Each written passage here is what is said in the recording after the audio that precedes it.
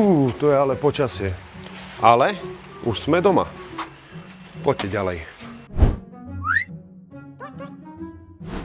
Nachádzame sa na Rožňavskej ulici.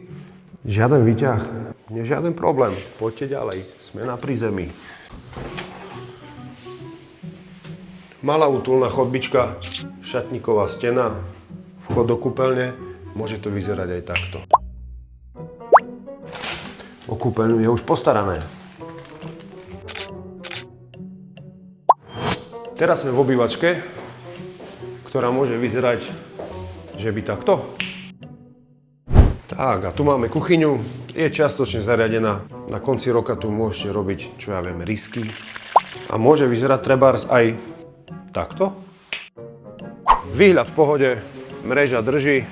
A sadnúť si tu nemám kde, ale vy si tu môžete urobiť oázu pokoja.